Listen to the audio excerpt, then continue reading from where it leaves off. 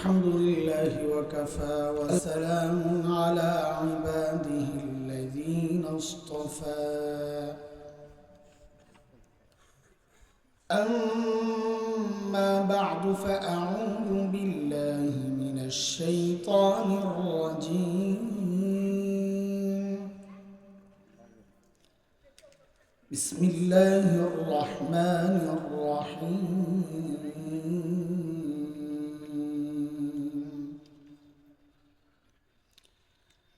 يا أيها الذين آمنوا اتقوا الله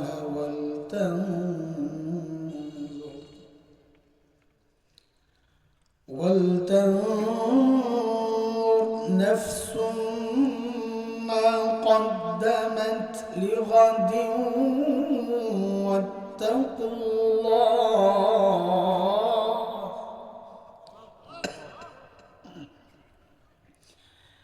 إن الله خبير بما تعملون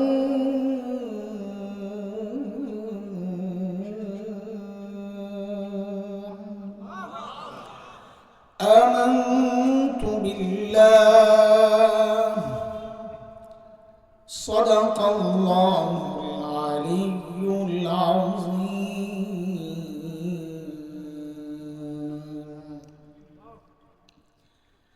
পীর কামেল হযরতুল আল্লাম শেখ হাফিজুল্লাহ রাহমাতুল্লাহি আলাইহির খানকার উদ্যোগে আয়োজিত আজকের এই ইসলাহি মাহফিলের মুহতারাম সভাপতি, উপস্থিত হযরত উলামায়ে কেরাম, মুরব্বিয়ানে আযম, দূর দূরান্ত থেকে আগত ইসলাম প্রিয় সুধী সমাজ, প্রিয় ছাত্র ভাইয়েরা, যুবক বন্ধুরা, পর্দার আড়ালের মা ও বোন, আল্লাহ সুবহানাহু ওয়া তাআলার অশেষ মেহেরবানি, করুণা, দয়া, যে মহান মালিক লাখো কোটি মানুষ থেকে বাছাই করে দ্বীনি এই মাহফিলে আমাকে আপনাকে আসার, বসার, কিছু কথা বলা ও শোনার তৌফিক দান করেছেন।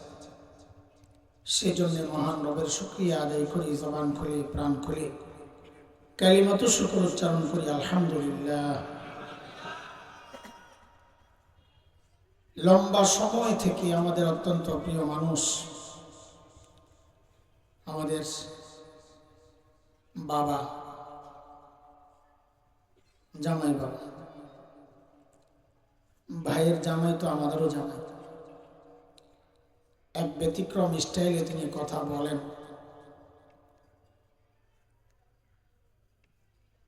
পুঁথির মালা সুতা ছেড়ে দিলে যেমন একটার পর একটা পড়তে থাকে, কিয়ামতের আগে যে আলামত নবী বলেছেন, ওয়া আয়াতিন তাতাবা কানিজামিন বারিন কুতিয়া সিলকুহু ফাতাতাবা, যে কিয়ামতের আলামতগুলো একটার পর একটা এমন ভাবে আসতে থাকবে যেন পুরানো মালা সুতা ছিঁড়ে দিয়েছে, তো পুঁথি একটার পর একটা পড়তে থাকবে। একসময় কিয়ামতের আলামতগুলো এইভাবে একের পর আসতে থাকবে। তো আমাদের মুহতারাম মাওলানার বয়ানের জন্য এমন যে একটার পর একটা খালি বাইর হইতেই আছে, চলছে গাড়ি, যাত্রা বাড়ি। মাশাআল্লাহ, আল্লাহ জবানে আরো বারাকা দান করে। আমি তার কথার সূত্র টেনেই কিছু কথা বলবো ইনশাআল্লাহ, আমার নিজের হেদায়েতের জন্য। আপনাদের সামনে বলি যেন শরমে পরে নিজে মানতে বাধ্য হই। এটা হাকিকুল উম্মত মুজাদ্দিদে মিল্লাত হযরত মাওলানা শাহ আলী থানভী রাহমাতুল্লাহি আলাইহির তরিকা। হযরত বলেন, আমি যখন নিজের মধ্যে কোনো রোগ অনুভব করি, ওই বিষয়ে বেশি বেশি বয়ান করি আমার নিজের চিকিৎসার জন্য। তা আমিও আজকে কিছু কথা বলবো আমার নিজের চিকিৎসার জন্য। চেষ্টা করবো এমন ভাবে বলার জন্য আমার মতো রোগী কেউ থাকলে যেন তার উপকারে আসে। দোস্ত, আমি যে আয়াতে কারিমা তেলাওয়াত করেছি, নানান ভাবে এই আয়াতের উপর আমি অনেক কথা বলেছি অতীতে। এই মাহফিলও বলেছি কিনা মনে পড়ে না, কিন্তু অনেক বলি, নানান ভাবে এই আয়াত কানা যায়। এই জন্য আনি সূরা হাশরের 18 নম্বর আয়াত, যে আয়াত আল্লাহ সুবহানাহু ওয়া তাআলা আমাকে আপনাকে বড় মায়া করে একটা ডাক দিয়েছেন, ইয়া আইয়ুহাল্লাযীনা আমানু, এই ডাকটা মালিকের অনেক মায়ার ডাক। কুরআনুল কারীমের মধ্যে ঈমানদারকে আল্লাহ দুই ভাবে ডেকেছেন, ইয়া আইয়ুহান নাস, ইয়া আইয়ুহাল ইনসান, ও মানুষ, এই এক ডাক। কোথাও ডেকেছেন ইয়া আইয়ুহাল্লাযীনা আমানু, ও ঈমানদারেরা।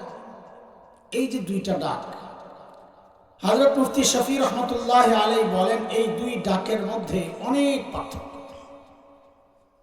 কি পার্থক্য? তো হযরত বলেন আমরা আমাদের সন্তানকে ডাকার ক্ষেত্রেও এই পার্থক্যগুলো করি। আমরা আমাদের সন্তানকে কখনো নাম ধরে ডাকি, কথার কথা বলি, আব্দুল্লাহ, এভাবে ডাকলে সন্তানের হৃদয়ে, দিলের মধ্যে একটা অজানা আশঙ্কা কাজ করে যে বাবা হয়তো রেগে আছেন, ডাকার নমুনা ভালো না। কিন্তু কখনো কখনো বাবা আর সন্তানের যে সম্পর্ক, ওই সম্পর্ক ধরে বাবা যখন ডেকে বলেন আব্বু, তো সন্তান বুঝে আমার বাবা আমাকে মায়া করে ডাক দিয়েছে। ঠিক আল্লাহ তাআলা যখন ডাকেন ও মানুষ, আল্লাহ যেন নাম ধরে ডাকলেন, হয়তো রেগে আছেন, কিন্তু আল্লাহর সাথে বান্দার যে সম্পর্ক, ঈমানের সম্পর্ক, ওই সম্পর্ক ধরে যখন আল্লাহ ডেকে বলেন ও ঈমানদারেরা, তখন বুঝে নেওয়া আমার মালিক আমাকে বড় মায়া করে ডাক দিয়েছে। আমি যে আয়াত পড়েছি, আয়াতে আল্লাহ মায়া করে ডেকে দুইটা হুকুম করেছেন। মুফাসসিররা এটাও বলেন আল্লাহ যখন মায়া করে ডাকেন ইয়া আইয়ুহাল্লাযীনা আমানু বলে, তো বুঝে নিও পরের যে হুকুমটা, ওই হুকুম দিয়ে আল্লাহ বলতে চাচ্ছেন যেন বান্দা আমি যে এই মায়া করে তোমাকে ডাকলাম, এই মায়ার সম্পর্ক যদি ঠিক রাখতে চাও তো পরের হুকুমের উপর চলো। পরের হুকুমগুলো মানলেই এই সম্পর্ক টিকবে, পরের হুকুমগুলো না মানলে সম্পর্ক ছিন্ন হয়ে যাবে। তো আমরা যে আয়াত পড়েছি, আয়াত আল্লাহ দুইটা হুকুম করেছেন। কয়টা বলেন তো? হ্যাঁ, আমার সাথে কথা বলা লাগবে। আমি ওই যে মাওলানার মতো এত শক্তিশালী না যে এক নাগাড়ি চলতেই থাকবে। আমি ফাঁকিবাজ, নিজে কিছু বলবো, আপনাদের থেকে কিছু নেব, মিলাই জিলাই খাবো ইনশাআল্লাহ। বলবেন না একটু কথা? একটু বল। আমি পারি না, কথা দুর্বল মানুষ, সব দিক থেকে গলা তলা কোনোটাই নেই। তো আল্লাহ তাআলা এই আয়াতে দুইটা হুকুম করেছেন। আল্লাহ বলেন ইয়া আইয়ুহাল্লাযীনা আমানুত্তাকুল্লাহ ওয়াল তানজুর নাফসুম মা কদ্দামাত লিগাদিন ওয়াত্তাকুল্লাহ।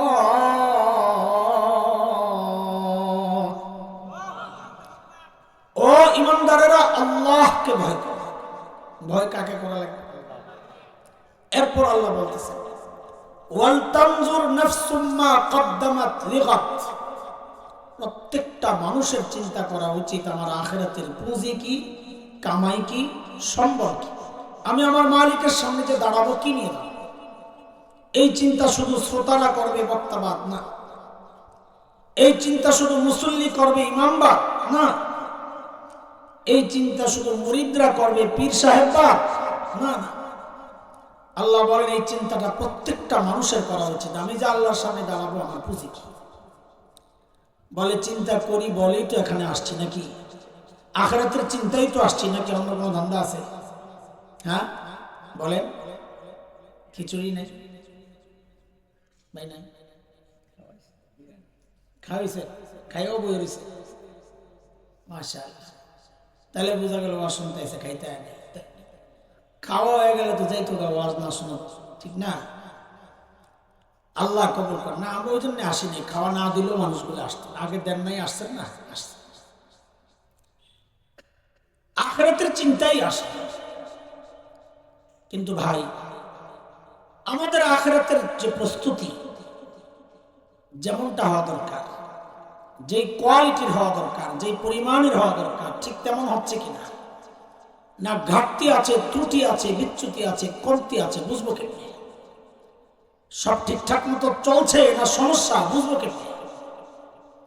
আল্লাহ সুবহানাহু ওয়া তাআলা আমাদের জন্য একটা স্পেশাল আয়না রাখছেন, আয়না, নমুনা।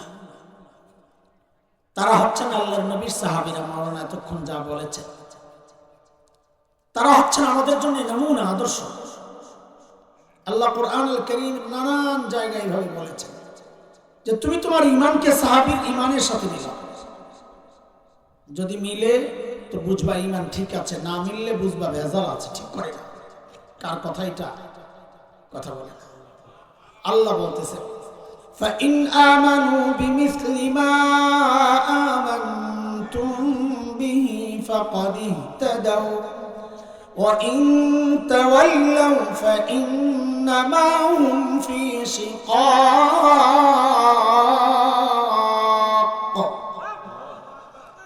তুমি তোমার তাকওয়াকে সাহাবীর তাকওয়ার সাথে মিলাও। মুত্তাকির ভাব তো নেও, মুত্তাকির পোশাক পরছো, কিন্তু তাকওয়া ঠিক আছে কিনা সাহাবীর তাকওয়ার সাথে মিলাও।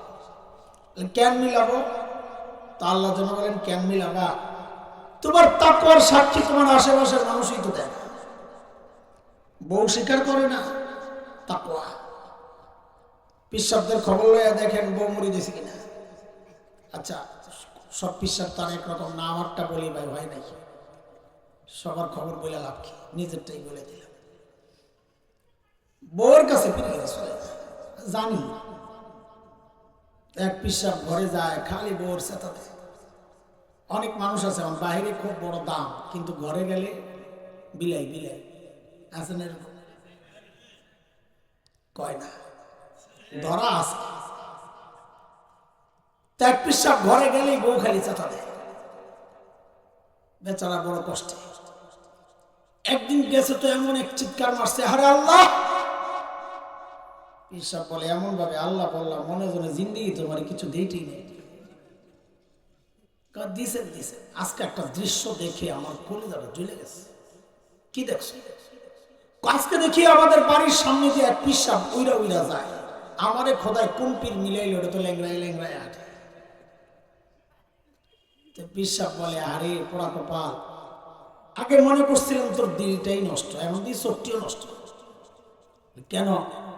ভালো করে খেয়াল করে দেখো না, ওই যে উইরা গেছে, আমি ছিলাম, আমিও না উড়ে গেছি। এখন বউ কি বলে, খায় রে, তাই তো বলি ডানা একটা ভাঙ্গা কেন। বলার বলা কথা, বউর কাছে আমাদের পিরগিরি নাই, চিনি তো। আমার আপনার তাকওয়ার সাক্ষী আমাদের পাশের মানুষরা দেয় না। আর আল্লাহর নবীর সাহাবীরা কেমন মুত্তাকি ছিলেন, তাদের তাকওয়ার সাক্ষী পাশের মানুষরা তো বটেই, আল্লাহ নিজেও সাক্ষী দিয়েছেন। কই দিছেন, কেমনে দিছেন এটাও বুঝেন। যিনি পড়ান মাদ্রাসা, স্কুলে, কলেজে, যিনি পড়ান, বোর্ডের পরীক্ষা কি তিনি নেন না আরেকজন নেন? ওই ছাত্রের। ধরেন আমি একজনকে পড়াইছি, যদি বার্ষিক পরীক্ষা হয়, বোর্ডের পরীক্ষা হয়, আমি পরীক্ষা নিব না আরেকজন নেবে?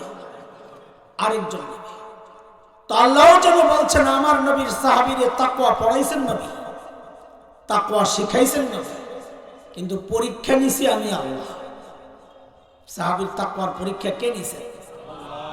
সূরা হুজুরাতের 3 নম্বর আয়াত 26 নম্বর পারা আল্লাহ বলেন, ইন্নাল্লাযীনা ইয়াগুদ্দুনা আসওয়াতাহুম ইনদা রাসূলিল্লাহ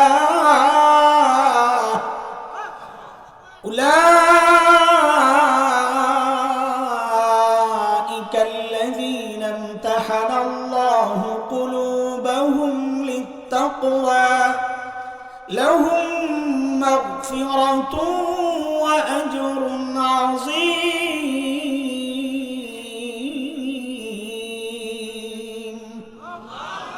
আল্লাহ বলেন তাকওয়ার পরীক্ষা নিস। ফলাফল কি? তা আল্লাহ বলেন ফলাফল, আল্লাহর কথা শোনার আগে আগে সিস্টেম বুঝালেন আপনারা, তাহলে ফলাফল বুঝবেন। আমাদের কাছে যখন পরীক্ষার খাতা আসে, এখন অনেক ওলামারা আছে, পরীক্ষার খাতা যখন আসে না, তখন কিছু কিছু খাতা এমন আসে লেখা খুব একটা সুন্দর না, বানান টানানো দিয়ে একটা ভুল টুলেছে, কিন্তু যেই বিষয়টা চাওয়া হয়েছে এত সুন্দর লেখছে, দিল ঠান্ডা। নাম্বার আর কাটতে মনে চায় না, বরং হাতে এক্সট্রা যত নাম্বার আছে সব দিয়ে যা, দিল জিতে গেছে। আবার কিছু কিছু খাতা এমন আসে লেখা যেন কম্পিউটারের টাইপ, এত সুন্দর, কিন্তু বিষয় যা চাওয়া হয়েছে তার ধারে কাছেও নাই। শেষে আবার লেখছে, হুজুর একটু নাম্বার বাড়াইয়া দিয়ে দোয়া করে। মিজাজটা বিগড়ে যায়, কিছু নাম্বার পাইলেও দিতে মন চায় না। দোস্ত, সাহাবীদের পরীক্ষার পর্চা জনে এমন কিছু বানান টানান কারো কারো ভুলটুল হয়েছে, কারো কারো লেখা তো সুন্দর না, কিন্তু বিষয় যেটা চাওয়া হয়েছে একেবারে মাশাআল্লাহ ওই রকম কেউ কিয়ামত পর্যন্ত ফুটায় তুলতে পারবে না। ফলাফল আল্লাহ বলে টুকটাক ভুলটাল যা হয়েছে লাহুম মাগফিরা, আমি মাফ করে ফুল নাম্বার দিয়ে দিচ্ছি। সাহাবীরে মাফ করছেন কে? একটু বলেন, একটু বলেন, কথা যেহেতু ঢুকছে একটু বলেন, সাহাবীকে মাফ করছেন কে? যেই সাহাবীকে আল্লাহ মাফ করার ওয়াদা করছেন, তুমি কোন পোড়া কপাল ওই সাহাবীর নিয়ে কথা কও? হ্যাঁ, ওই সাহাবীর দোষ তালাশ করো, আল্লাহ যাকে মাফ করেছেন তুমি দোষ তালাশ করো। তার মানে আল্লাহর সিদ্ধান্তে সে খুশি না, মাফ করছেন কেন? আরে ও যেন জিজ্ঞেস করতেছে আল্লাহরে আপনি কেন মাফ করছেন, ভুল তো করছে, সাইজ করে। হ্যাঁ, খবরদার খবরদার, তুমি যত বড় পণ্ডিত হও সাহাবেদেরকে নিয়ে কিছু বলবা অথবা এমন লিখনি তৈরি করবা যে লিখনি পড়ে অটোমেটিক কেউ সাহাবী বিদ্বেষী হয়ে যায়, দুনিয়ার মানুষের কাছে তুমি পণ্ডিত না মহাপণ্ডিত হতে পারো, কিন্তু আল্লাহ ওয়ালাদের কাছে তুমি একটা নষ্ট ভ্রষ্ট গোমরা পথভ্রষ্ট। কথা বলেন ঠিক কিনা? খবরদার, এই জায়গায় একদম জবান বন্ধ, সাহাবীদেরকে নিয়ে কোনো কথা নেই। তো বলেন ঠিক করে আমাদের আমলকে কাদের সাথে মিলাবো? একটু তাড়াতাড়ি বলেন, আমার একটু সাপোর্ট দেন, আমি তাড়াতাড়ি দৌড়ে যাই। কাদের সাথে মিলাবো? বলে যদি মিলে পামো কি হুজুর, পোষাই বলি কষ্ট করে যে মিলাম। হ্যাঁ, একটা জাগেনি আপনাদের ভিতরে কথা যে এত কষ্ট করে যদি মিলাইতে পারি তো পামো কি? আগে শুনাবি না, তা আমি কি বলবো ভাই?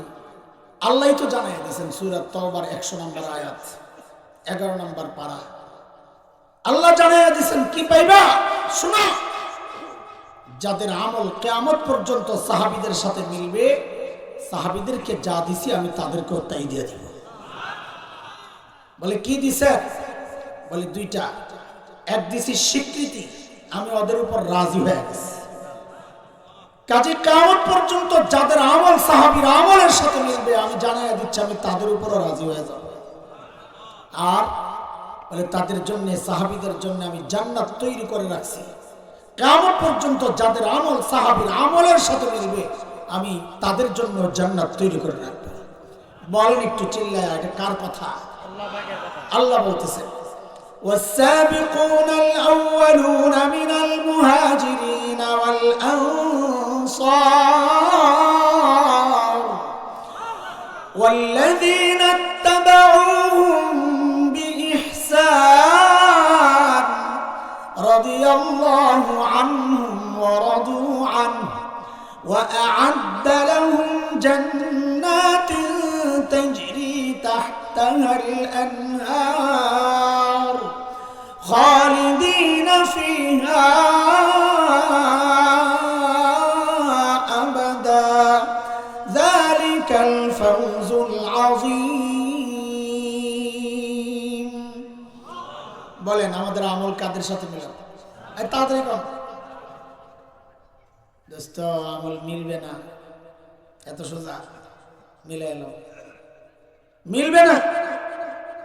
বলে কেন মিলবে না? আরে কেন মিলবে? আমাকে আপনাকে সেজদা শিখাইছেন আমাদের উস্তাদ, আমাদের বাবা মা, আর সাহাবীকে সেজদা শিখাইছেন মুহাম্মদুর রাসূলুল্লাহ সাল্লাল্লাহু আলাইহি ওয়াসাল্লাম। মিলবে কোত্থেকে? সওয়াবের দিক থেকেও মিলবে না সাহাবীর আমলের সাথে আমার আমল। কেন?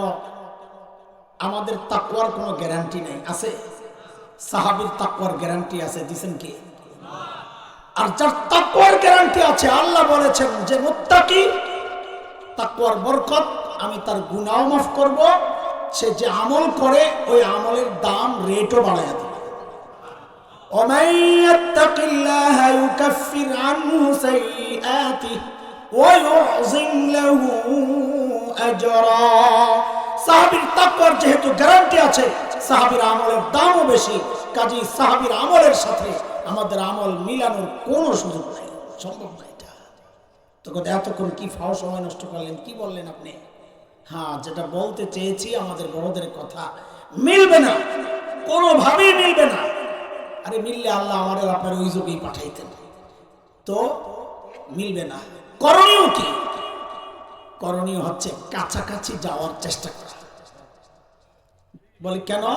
তা আমাদের বড়রা যে কথাটা বলেছেন সোনার অক্ষরে লিখে রাখার মতো, বলে মনে রাখো দুনিয়ার জিন্দেগিতে সাহাবীর যত কাছাকাছি বসতে পারবা, হাসরেও সাহাবীর তত কাছাকাছি উঠতে পারবা।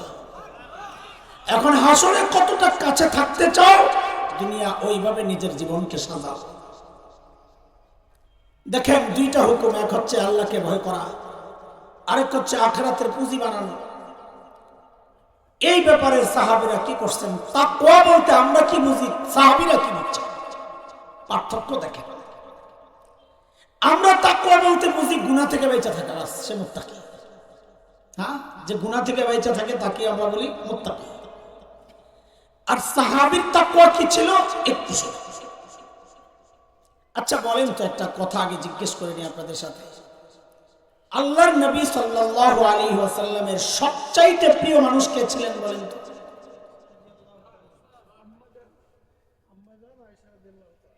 কি কয় হুজুররা, কি কয়? আম্মা জানা আয়েশা বলে। হ্যাঁ হ্যাঁ, আপনারা বলেন, ঠিক করে আবু বকর, তাই না? আর কোন কথা? শেষ? পিছের থেকে একটা এলো, সামনের থেকে এলো, দুই শেষ। বাবার বেটি খাদিজা, না আরেকটা বেরিয়েছে। আর কোনো কথা? ওমর, আর কোনো কথা? এই যে এতক্ষণ গেল হাসান হুসেনের কথা, আম্মা জান খাদিজার কথা, ফাতেমার কথা, এগুলো আসে না? কথা কয় না, সন্দেহ পড়ে গেছে। বুঝছি আপনাকে ঝামেলা আছে। ও হাসান হোসেন এতক্ষণে বেরিয়েছে। একটা হাদিস শুনে, বুখারীতে আসছে রিওয়ায়াত। এক যুদ্ধের নাম হচ্ছে জাতুস সালাসিল, গজওয়াতু জাতিস সালাসিল। সাহাবী হযরত আমর ইবনুল আস রাদিয়াল্লাহু আনহু কে সেনাপতি বানায়া নবী আলাইহিস সালাম 300 সাহাবীর সৈন্য দিয়া পাঠাইছেন যুদ্ধে। সেনাপতি আমর ইবনুল আস শত্রু অঞ্চলে গিয়ে বুঝলেন শত্রুদের সংখ্যা অনেক, মোকাবেলা করা কঠিন। মদিনায় খবর পাঠাইলেন আমাদের আরো সৈন্য লাগবে। তখন নবী আলাইহিস সালাম ওই যে আশারা মুবাশশারার একজনের কথা বলেছেন, হযরত আবু উবাইদা ইবনুল জাররাহ রাদিয়াল্লাহু আনহু, ওনার নেতৃত্বে আরো 200 সাহাবী পাঠাইছেন। টোটাল কত হইল?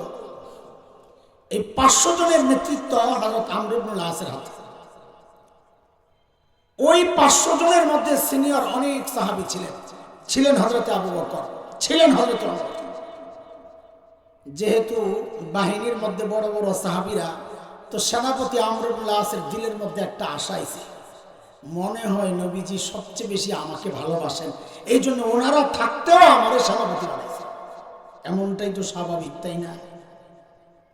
মনে মনে চিন্তা তো এটা করে, কিন্তু বাস্তবে দেখে আরেকটা, মিলে না। এই সংঘর্ষের চিন্তা করতে করতে একদিন যায় সাহস করে জিজ্ঞাসা করছেন, ইয়া রাসূলুল্লাহ আইয়ুন নাস আহাব্বু ইলাইক, আপনার কাছে সবচেয়ে প্রিয় কে?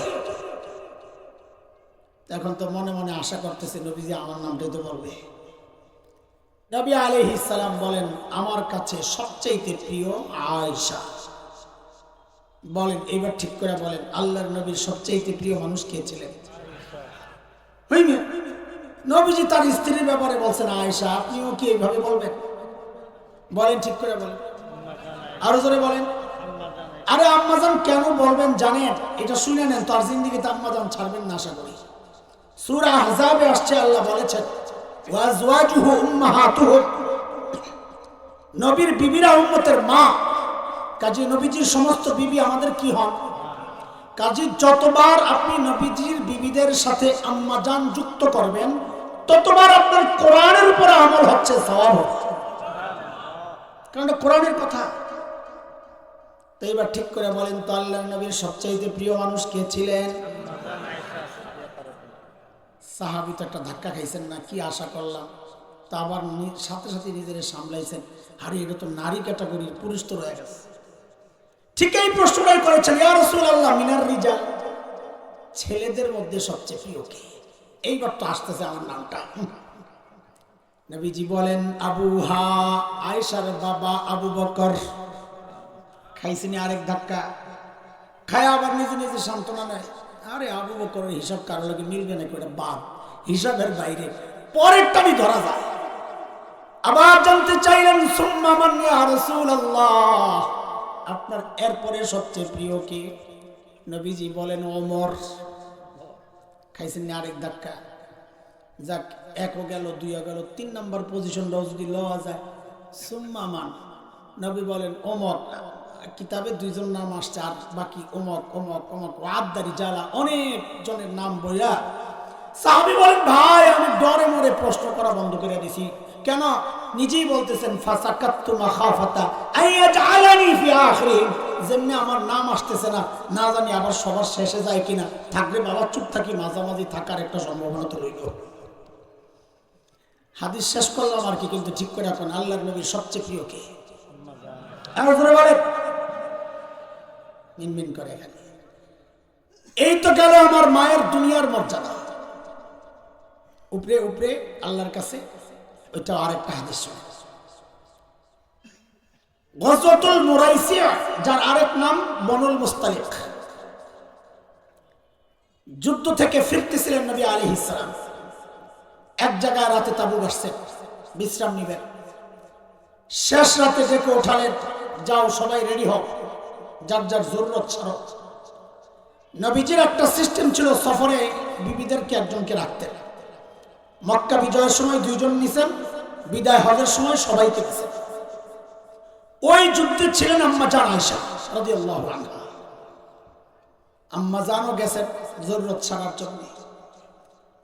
সব সেরে যখন আম্মা জান তাঁবুতে আসছেন জায়গায়, এসে গলায় হাত দিয়ে দেখেন, বলে ফামাসাহতু সাদরি, গলায় হাত দিয়ে দেখি আমার গলায় একটা হার ছিল, হারটা কই জানি পড়ে গেছে। নাই আম্মা জান বলেন আমি হার তালাশ করতে আবার গেলাম। এই মায়েদের কথা খেয়াল করেন, মায়েদের প্রসঙ্গ যখন আসবে, সাহাবীদের প্রসঙ্গ যখন আসবে, বলার সময়ও শোনার সময় অত্যন্ত সতর্কতার সাথে এমন ভাবে বলবো যেন তাদের ইজ্জতের কোনো রকমের হানি না হয়, অসম্মান না হয়। এটা আমার মা, মা আল্লাহ স্বীকৃত, আল্লাহ স্বীকার করে স্বীকৃতি দিয়েছে। প্রশ্ন আসতে পারে কারো দিলের মধ্যে, আম্মা জান হারের এত মায়া, এই ঝামেলার মধ্যে আবার গেছেন হাত তালাশ করতে। দোস্ত, আমাদের উস্তাদ মুহতারাম শেখুল হাদিস আল্লামা শেখ সাঈদ আহমদ পালনপুরি রহমতুল্লাহ আলাইহি বলেছেন, হারটা আম্মা জানের ছিল না, যাওয়ার সময় হাওলাত করে নিছিলেন, হাওলাতের মাল ফেরত দিতে হবে, ওই টেনশনে আম্মা জান আবার হার তালাশ করতে গেছেন, হারের মায়ায় যান। আম্মা জান হার তালাশ করতে করতে লম্বা টাইম ওখানে যাওয়ার পর যখন জায়গায় আসছেন, আয়েশা দেখেন আয় আল্লাহ, শুনশান নীরবতা, গোটা ময়দান খালি, কেউ নাই। নবীজি সবাই নিয়ে চলে গেছেন, আম্মা জান একা। প্রশ্ন প্রশ্ন প্রশ্ন, একটা আকীদা ঠিক করে ওই মাঝখান দেওয়ার পরে কথা আগায়। আম্মা জান যে পালকির ভিতরে ছিলেন না, একটা পালকি ওটের পিছনে কাঠ বসাইয়া পালকির মতো বসাইয়া দিত, ওইটার মধ্যে মেয়েরা উঠতেন। তো আম্মা জান যে পালকির ভেতরে ছিলেন না, আম্মা জান বলেন যারা পালকি উঠাইছে ওরা টের পায় নাই। কেন? আমি গরমে ছিলাম হালকা, 4 জন উঠাইছে তো টের পায় নাই। আচ্ছা, পালকি যারা উঠাইছে তারা টের পান নাই, কিন্তু নবী কি জানতেন না আম্মা জান যে ভেতরে নেই? খুব সূক্ষ্ম একটা প্রশ্ন। এর আগে বলেনি, আমাদের মতো দায়িত্বহীন স্বামীরাও নিজের স্ত্রীকে একা ওইভাবে নির্জনে রেখে যাবে না।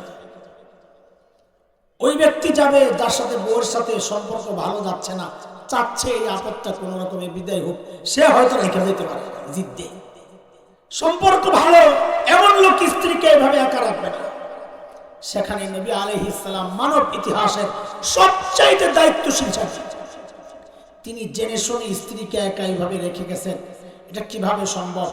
এইবার প্রশ্ন করি, আপনারা বলেন নবীজি জানতেন না যে আম্মা জান পালকির ভেতরে ছিলেন না? বলেন তো, জোরে বলেন, আরো জোরে বলেন না। যা জানেন ওইটাই বলেন, জোরে বলেন। জানতেন? যদি বলেন জানতেন তো এক ভয়ঙ্কর অভিযোগ করতেছেন নবীর বিরুদ্ধে, যে এতটা অসতর্ক এবং দায়িত্বহীন স্বামী আপনি, যেমন একটা কম বয়সের স্ত্রীকে একা একা এই নির্জন জায়গায় রেখে গেলেন। খবর আছে অভিযোগটা কত মারাত্মক। এইবার বুঝে শুনে জবাব দেন, জানতেন না? জোরে বলেন, আরো জোরে। তো ওইটাই তো ওলামায়ে কেরাম বলে। আপনারা আবার কেউ কেউ গালাগালি করেন কেন যে নবীজি গায়েব জানতেন না। নবীজি যদি গায়েব জানতেন তো নবীজি জানতেন যে আম্মা জান পালকের ভেতরে নাই। কোন চিপা দিয়া ঢুকছি টেরবার নাই না? হ্যাঁ, কোন চিপা দিয়া ঢুকে গেছি জায়গা মতো টেরবার নাই না? বলেন ঠিক করে, শুধু গায়েব জানেন কে? আরো জোরে চিৎকার করে বলেন, গায়েব শুধু জানেন কে? নবীজি যদি গায়েব জানতেন, নবীজি জানতেন যে আয়েশা ভেতরে নাই, আম্মা জান ভেতরে নাই। নবীজির আরেকটা সিস্টেম ছিল, সফর থেকে যখন রওনা দিতেন তো পেছনে একজনকে রেখে আসতেন। কেন? যেন কিছু রয়ে গেল কিনা সে পরে সার্চ দিবে। এই সুন্নাহর উপর যদি এখন এই জমানায় আমল হয় তো বহু পেরেশানি থেকে বেঁচে যাবে। হজ উমরার সফরে এয়ারপোর্টে আসলেই খালি হুজুর কাম একটা হয়েছে, কি হয়েছে? বলে চার্জারটা রুমে ফেলাই আইছি। আমি কই নবীজির ওই সুন্নত আদায় করেন নাই তো? চার্জার না আরো কিছু রয়েছে দেন তালাশ কইরা। তো দেখা যায় টুথপেস্ট রেখে আসছে, ব্রাশ রেখে আসছে, গামছা লুঙ্গি রেখে আসছে, তাড়াহুড়া করে আইসা পড়ছে। এটা একটা সুন্নাহ। যেই সাহাবীকে নবীজি রেখে আসছিলেন ওই সাহাবী সন্ধান করতে করতে ওখানে আইসা দেখেন যে আম্মা জান, তখন আলো হয়ে গেছে, আলো উঠে গেছে। আম্মা জানকে দেখে সাহাবী চিনে ফেলছে। আবার প্রশ্ন আসবে, চিনলেন কেমনে? সতর্কতার সাথে জবাব, পর্দার হুকুম ফরজ, পর্দা ফরজ হওয়ার আগে সাহাবী আম্মা জানকে দেখেছিলেন, এই জন্য চিনতেন, দেখেই চিনে ফেলছেন। চিনি শুধু বলেছেন ইন্না লিল্লাহি ওয়া ইন্না ইলাইহি রাজিউন, আর কিচ্ছু বলেন না। নিজের বাহনটাই না বসাইছেন, আম্মা জান বাহনে উঠছেন, পায়ে হেঁটে হেঁটে নবীজির যে জায়গা কাফেলা ওখানে যখন পৌঁছে, ওখানের হালত বড় বড়। মুনাফিকরা খবর ছড়াইয়া দিছে একটা, শোনার আগে অগ্রিম বলেন নাউযুবিল্লাহি মিন যালিক, নাউযুবিল্লাহি মিন যালিক। কি খবর ছড়াইয়া দিছে? যে ওই যে সাহাবী পেছনে রয়ে গেছে আম্মা জানের সাথে, নাউযুবিল্লাহ, ওই সাহাবীর অবৈধ সম্পর্ক আছে, এই জন্য আম্মা জান ইচ্ছা করে রয়ে গেছে। এত আস্তে নাউযুবিল্লাহ। খবরটা এমন ভাবে ছড়াইছে কোন কোন দুর্বল সাহাবীও জড়ায় গেছে। কবি হাসান ইবনে সাবিতের মতো সাহাবী জড়ায় গেছে। হযরত আবু বকরের দুঃসম্পর্কের ভাগিনা অনুগ্রহপ্রাপ্ত ব্যক্তি ভাতা পাইতেন মিস্তাহ রাদিয়াল্লাহু আনহু, বদরি সাহাবী, তিনিও জড়ায় গেছে। নবীজির এক শালিকা হান্না বিনতে জাহাশ, আম্মা জান যায়েনব বিনতে জাহাশের বোন, তিনিও জড়ায় গেছে। গোটা মদিনা গরম, টক অফ দ্য টাউন এটা। হায় মুনাফিকরা, সর্দার আব্দুল্লাহ ইবনে উবাই ইবনে সালুলের পান্ডা শয়তান কি করতো জানেন? নিজে তো বলেন আমায় খেইব, মজমা জমায়া বলতো, এই কি জানি একটা শুনলাম, তোমরা কে কি জানো একটু কত দেখি। হাদিস আসছে। সেইভাবে ভাবে পরিবেশ গরম করতো, এই নোংরামি ছড়াইতো। 1 মাস চলে গেছে, আম্মা জান কিচ্ছু জানেন না। ফেসবুক আসিল না তো, এই জন্য আম্মা জান জানেন না বাইরের খবর। 1 মাস পর আম্মা জান যখন জেনেছে, আকাশ থেকে পড়েছে। এটা কি, কেমন লাগে? নবীজির কাছ থেকে ছুটি নিয়ে গেছেন বাবার বাড়ি। হযরত আবু বকর মা উম্মে রোমানকে জিজ্ঞেস করতেছেন, আপনারা শুনেছেন কিছু? বলেন আপনাদের কি চিন্তা? আবু বকর তো আর আমাদের মতো মানুষ না। আমরা হলে বলতাম, মা তুই কোনো চিন্তা করিস না, তোর জামাই 1 মাস হলো কিছু কয়টা না, লাগলে তোর নেন, এই যে আমার ঘর খাওয়ান না তুই। কিন্তু তিনি তো আবু বকর, নবী যেখানে মুখ খোলেন নাই আবু বকর মুখ খুলতে পারেন না। আবু বকর বলে, মা আমরা কিচ্ছু জানি না। এর মধ্যে নবীজি আসছেন, আম্মা জানের কলিজা একদম শেষ, আপনজন বিশ্বাস করতেছে না, কিচ্ছু বলে না। নবীজি এসে এক কথা জিজ্ঞেস করছেন, আম্মা জান একেবারেই ভেঙে উঠছে। 3 দিন কেঁদেছেন আম্মা জান, নিজে বলেছেন, বুখারী রিওয়ায়াত আসছে, চোখের পানি শুকায় গেছে কান্না করতে করতে করতে। হইলটা কি? নবীজি এসে জিজ্ঞেস করেন, কি আয়েশা যদি ভুল করে থাকো তওবা পড়ো। দেখেন নবীজি যে জানতেন না, গায়েব জানেন না, আরেকটা প্রমাণ। আয়েশা যদি ভুল করো তওবা করো। আম্মা জান বলেন, খুব কষ্ট পাইছে এই কথায়। আমি নবীজিকে বললাম, আমি যদি এখন সত্য বলি আপনারা কেউ বিশ্বাস করবেন না, আর যদি মিথ্যা বলি হ্যাঁ আমি কিছু করেছি তখন সবাই বিশ্বাস করবেন। তাইলে আপনাদের সাথে আমার কথা বলার দরকার কি? আমার জন্য আমার আল্লাহই যথেষ্ট, আল্লাহই যথেষ্ট। এর মধ্যে দেখেন যে নবীজির ওহী নাযিল হইতেছে। তো ওহী নাযিল হলে তো বোঝা যাইতো যে মাওলানা বলেছেন হযরত খাওয়ালার ঘটনায় রক ফুলে যেত, চোখ লাল হয়ে যেত, ওয়াইন্না জাবিনাহু লা তাফাসসাদু আরাকা, কপাল ঘেমে ভিজে যেত, খরখর আওয়াজ হইতো। ওহী আসতেছে আসতেছে আসতেছে, ওহী নাযিল হওয়া শেষ, নবীজির মুখে ঠোঁটে মুস্কি হাসি। কি যে কেউ কিচ্ছু না বললেও, আম্মা জানের পবিত্রতার সাক্ষী কেউ না দিলেও, আল্লাহ তাআলা আম্মা জানের পবিত্রতার সাক্ষী হিসাবে একটা, দুইটা, তিনটা, চারটা না, কোরআনুল কারীমের 10টা আয়াত নাযিল করছে। আমার মায়ের দাম আল্লাহর কাছে। এর মধ্যে একটা আয়াত তো আমার কাছে বড় কঠিন লাগে। রীতিমতো সাহাবীদেরকে আল্লাহ তাআলা ধমকাইতেছে। কি বলা? ফালাউলা ইয সামি'তুমুহু কুলতুম মা ইয়াকুনু লানা আন নাতাকাল্লামা বিহাযা সুবহানাক হাযা বুহতানুন আযীম।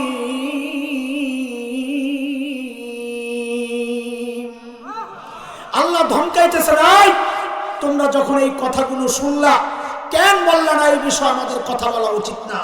কেন বললা না আল্লাহ পবিত্র, আল্লাহর নবী পবিত্র, নবীর স্ত্রী পবিত্র? কেন বললা না এটা মারাত্মক অপবাদ? এই কথাগুলো তোমরা কেন বললা না? আল্লাহ ধমকাইতেছেন কাদেরকে? আমার মায়ের পক্ষ নিয়ে আল্লাহ এত সত্য কথা বলেছে। দুনিয়ার দাম হচ্ছে আমার মায়ের আল্লাহর নবীর কাছে সবচেয়ে প্রিয়। আল্লাহর কাছে দাম কত? আল্লাহ আমার মায়ের পবিত্রতায় 10টা আয়াত নাযিল করছেন, এর মধ্যে সাহাবীদেরকেও ধমকাইছেন। আমার এত মর্যাদার মা, জান্নাতের গ্যারান্টি পাওয়া, সুসংবাদ পাওয়া মা, বলতেছিলাম তাকওয়া, আমরা তাকওয়া মনে করি গুনাহ ছেড়ে দেওয়াকে, আর সাহাবীরা তাকওয়া কাকে মনে করেছেন একটু শুনুন। ওই আম্মা জান নামাজে দাঁড়াইছেন, তাহাজ্জুদের নামাজ, রাতের নামাজ তিলাওয়াত করতে করতে আয়াত একটা চলে আসছে, ওয়াবাদালাহুম মিনাল্লাহি মা লাম ইয়াকুনু ইয়াহতাসিবুন। হায় আল্লাহ, এই আয়াত আসছে তো আম্মা জান কাঁদতেছেন, আয়াত তিলাওয়াত করতেছেন আর কাঁদতেছেন। কখনো অর্ধেক পড়েন, ঢুকরে কেঁদে ওঠেন, আবার শুরু করেন, আবার কেঁদে ওঠেন। আরে নামাজও শেষ করতে পারতেছেন না, রাতও শেষ হয়ে যাচ্ছে, কিন্তু কান্না তো থামে না। কাঁদছেন তো কাঁদছেন। কি আছে আয়াতে? এত কান্নার কি আছে? আরে আমি হাফেজ, কত শত হাজার বার এই আয়াত সামনে দিয়ে আসছে আর গেছে, কোনো প্রতিক্রিয়া দিলের মধ্যে হয় নাই। কিন্তু এই ঘটনা পড়ার পর থেকে আয়াত দেখলে ডর লাগে। আম্মা জান কেন কাঁদতেছেন? কি আছে এই আয়াতে?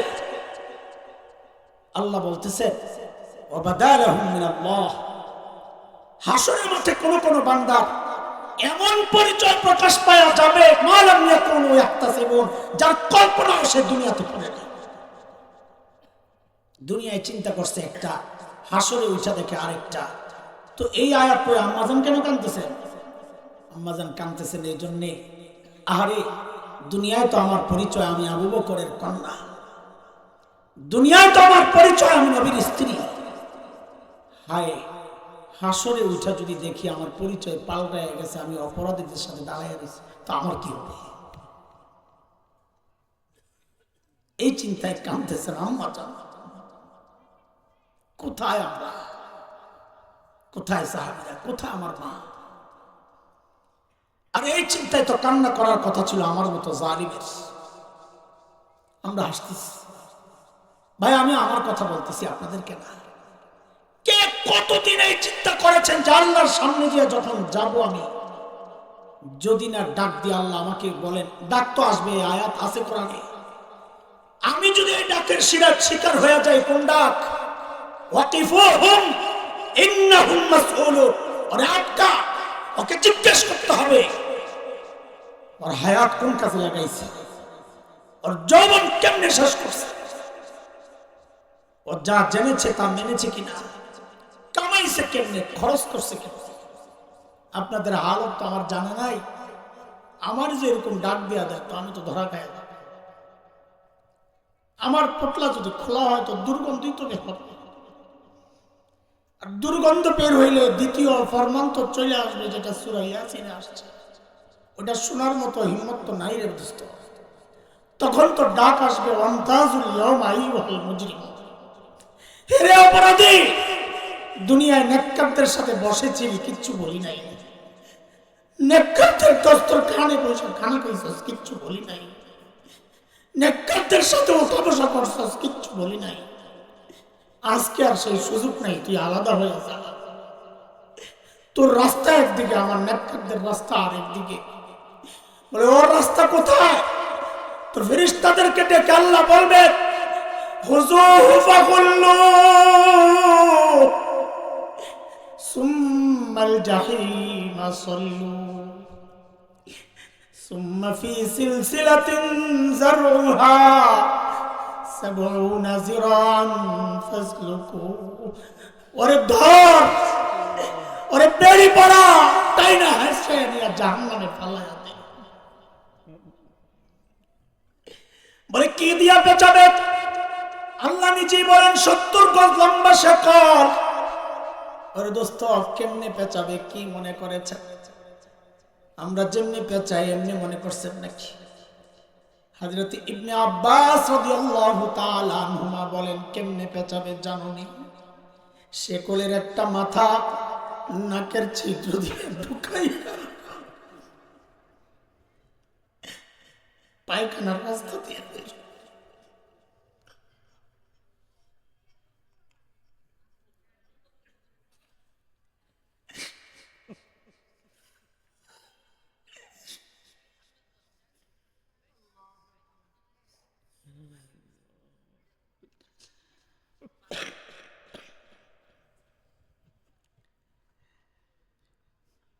জাহান্নামে নিয়ে যখন ফালাবে, জায়গাটা বড় সংকীর্ণ। ওয়াইযা উলকু মিনহা মাকানান দায়িকাম মুকাররানিন। বান্দা সহ্য করতে না পাইরা খালি চিৎকার দিয়া বলবে, আল্লাহ বলেন দাউ হুনালিকা সুবুরা। চিৎকার দিয়া দিয়া কানবের বলবে, ওগো আল্লাহ, আর তো সহ্য হয় না, মৃত্যু দিয়া দাও, আমার মৃত্যু দিয়া দাও, আর সহ্য করতেছে না। ডাক আসবে, লা তাদউল ইয়াওমা সুবুরান ওয়াহিদা ওয়াদউ সুবুরান কাসীরা। একবার মৃত্যু কামনা করলে কি হবে? বারবার করো, কারণ বারবারই তো আসবে শাস্তি। কারণ কি, অনেকের চিন্তা জাহান্নামে পড়ে গেলে তো জইলা শেষ হয়ে যাব। না না, আল্লাহ বলেন না, শেষ হবি না। কুল্লামা নুদিজাত জুলুদুহুম বাদদালনাহুম জুলুদান গায়রাহা লিয়াযুকুল আযাব। চামড়া একটা পুড়ে গেছে, ছাই হয়ে গেছে, আল্লাহ বলেন নতুন চামড়া লাগাইয়া দিব। ওইটা জ্বলে গেছে, আল্লাহ বলেন আবার নতুন চামড়া লাগাইয়া দিব। এরে দোস্ত, এরে বাবা, এ আমার মা, চুল পাইকা সাদা, দাড়ি পাইকা সাদা, এখনো তুমি গুনাহ ছাড়তে পারো না। গুনাহ কবে ছাড়বা জিজ্ঞেস করি? ও বাবা, গুনাহ কবে ছাড়বেন একটু বলেন তো, আর কত বলেন না। আর এই চুল দাড়ি সাদা মানি বুঝেননি? হাদিসে পড়ছি, তাই তো নিজের চেহারা আয়নায় দেখলে কলিজা মোচড় দেয় যখন দেখি দাড়ি সাদা, চুল সাদা। এটার মানি জানেননি? আল্লাহ আমাকে বারবার সতর্ক করেছিলেন। আমার সামনে গাছের পাতা ঝরায়া আল্লাহ আমাকে সতর্ক করেছে, মেরে হাসান জামিল, যে জিনিস ধরে ওই জিনিস কিন্তু ঝরে, একদিন তুইও ঝরা যাবি। আমি সোজা হই নাই। আমার সামনে আল্লাহ সূর্য ডুবায়া আমাকে সতর্ক করেছেন, মেরে হাসান জামিল, যেই জিনিস ওঠে ওই জিনিস কিন্তু ডুবে, একদিন তুইও ডুবে যাবি। আমি সোজা হই নাই। আমার সামনে দিয়ে আমার বাবা লাশটারে আল্লাহ কবরে পাঠাইছে। আমি দাঁড়ায়া দাঁড়ায়া দেখতেছিলাম। আল্লাহ আমাকে সতর্ক করেছিলেন, রে হাসান জামিল, একদিন তোর সন্তানের সামনে দিয়াও তোর লাশটা কবরে যাবে। আমি কিন্তু সোজা হই নাই। আমার সামনে যে আমার মায়ের লাশটা আল্লাহ কবরে পাঠাইছেন, আমি দাঁড়ায়া দাঁড়ায়া কান্না করতেছিলাম। আল্লাহ আমারে সতর্ক করেছিলেন, রে হাসান জামিল, একদিন তোর সন্তানের সামনে দিয়াও তোর লাশটা যখন কবরে যাবে, তোর বাচ্চাগুলো আব্বু আব্বু বলে চিৎকার করতে থাকবে। দরজার আড়াল থেকে তোর বিবিও কান্না করতে থাকবে। এই দৃশ্য বারবার দেখো আমি যখন সোজা হই নাই, এইবার আমার শরীরের মধ্যে ডাইরেক্ট অ্যাকশন শুরু হয়ে গেছে। এরে বাবা, চুল দাড়ি সাদা মানে শরীরে একটা অংশের মৃত্যু শুরু হয়ে গেছে। যে কোনো মুহূর্তে মালাকুল মউত হুকুম পাইলে খাপ করে টান দিয়ে রুলটা বের করে নিয়ে যাবে। এরে যুবক, তুমি কিন্তু এমনটা ভেবো না। এই ভাবনার কোনো কারণ নাই যে আমার তো এখনো চুল পাকে নাই, দাড়ি সাদা হয় নাই, আমার সময় আছে হাতে। না রে বাপ না। কত বাবারে দেখছি সন্তানের লাশ কাঁধে নিয়ে গোরস্থানে যায়। কার কখন ডাক চলে আসে কে জানে, কে জানে। এই মজলিসও আমি সহ এই মজলিসও এমন কেউ থাকতে পারে যার খবর নাই। সে বসে আছে এখানে, কিন্তু তার কাফনের কাপড়টা চলে আসছে দোকানে, বাড়ির দিকে রওনা দেওয়া অপেক্ষা। যুবক, আমি অসুস্থ, আজকে খুব অসুস্থ, কথা বলতে কষ্ট হচ্ছে। এমনিও তো আমার সেই যোগ্যতাও নাই বুঝানোর। আমার কথাগুলো যদি তোদের হৃদয় টাচ না করে রে যুবক, আমি শেষ একটা চেষ্টা করতে পারি। তোরা আমার সামনে আয় রে বাপ, আমার সামনে আয়। তোদের পাওগুলো আমার সামনে মেলে দে, আমি ওই পাওগুলোর জয়া ধইরা সারা রাত বসে বসে কান্না করি, তাও তোরা গুনাহ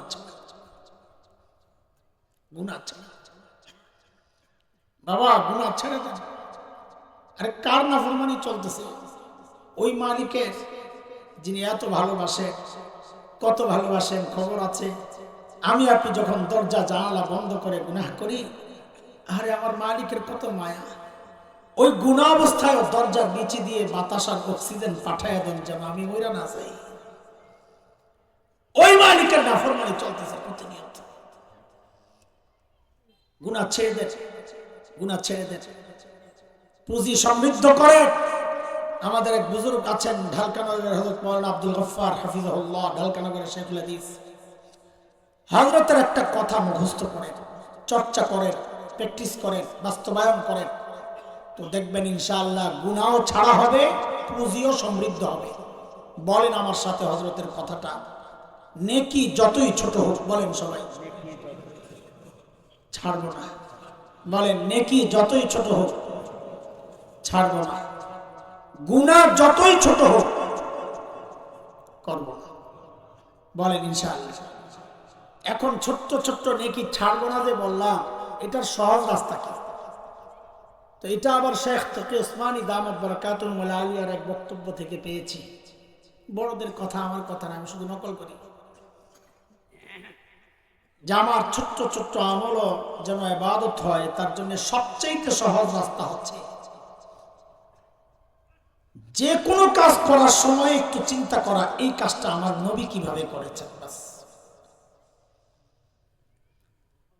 খাওয়া একটা জরুরত, বলেন খাওয়া কি?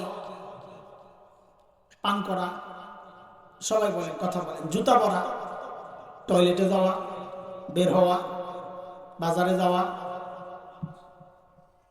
হযরত বলেন, যে কোনো জরুরতের সাথে যখন সুন্নত যুক্ত হয়, সুন্নত তরিকায় যদি ওই জরুরতটা সারা হয়, তো সুন্নতের এত পাওয়ার আর বরকত, সুন্নত ওই জরুরতকে ইবাদত বানায়া দেয়। বলেন, সুন্নত জরুরতকে কি বানায়া দেয়? এই চিন্তায় যদি কেউ চলে, তখন দেখবেন তার ছোট্ট ছোট্ট নেকিও আর ছুটবে না ইনশাআল্লাহ। ছোট্ট ছোট্ট গুনাহ করব না, এটার রাস্তা কি বাঁচান? তো বলেন আমার সাথে, যে কোনো কথা বলার সময়, বলেন সবাই বলেন, যে কোনো কথা বলার সময়, যে কোনো কাজ করার সময়, বলেন আবার, যে কোনো কথা বলার সময়, যে কোনো কাজ করার সময় শুধু একটু ভাববো আমার আখিরাত বরবাদ হচ্ছে না তো। বাস। যে কোনো কথা বলার সময় একটু চিন্তা করবো, এই কথার দ্বারা আমার আখিরাত ক্ষতি হবে না তো। যে কোনো কাজ করার সময় একটু চিন্তা করবো, এই কাজের দ্বারা আমার আখিরাতের ক্ষতি হবে না তো। তো দেখবেন ছোট্ট ছোট্ট গুনাহ থেকেও বাঁচা সম্ভব হয়ে যাবে। তখন ওই কথার উপর আমল হয়ে যাবে। কোন কথা? নেকি যতই ছোট হোক, বলেন বলেন বলেন, নেকি যতই ছোট হোক, গুনাহ যতই ছোট হোক, আল্লাহ তাআলা আমাদেরকে ছোট্ট ছোট্ট নেকিগুলাও যেন না ছুটে এইভাবে চলা, ছোট্ট ছোট্ট গুনাহও যেন না হয় এইভাবে চলার তৌফিক দান করেন। আজকে অনেক বড় বড় মুয়াজ্জিজরা আসবে। আজকে তো দেখি তারার মেলা, আমি তো এই যে পোস্টার দেখে বড় অবাক হয়েছি। তারার মেলা, বুজুর্গ, রাজনীতিবিদ, পিসাব সব মিলাইয়া জিলাইয়া আজকে একটা মানে কমপ্লিট একটা প্যাকেজ।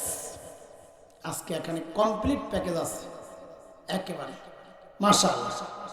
এটা হয়েছে শুধু আমার ভাইয়ের ইখলাসের বরকত, পরিবারের ইখলাসের বরকত। মানুষগুলার দিল এত ভালো, আলহামদুলিল্লাহ। আমরা এত বছর আসতেছি, সাক্ষী দিতেছি। আল্লাহ তাআলা যেন এই পরিবারকে কবুল করেন।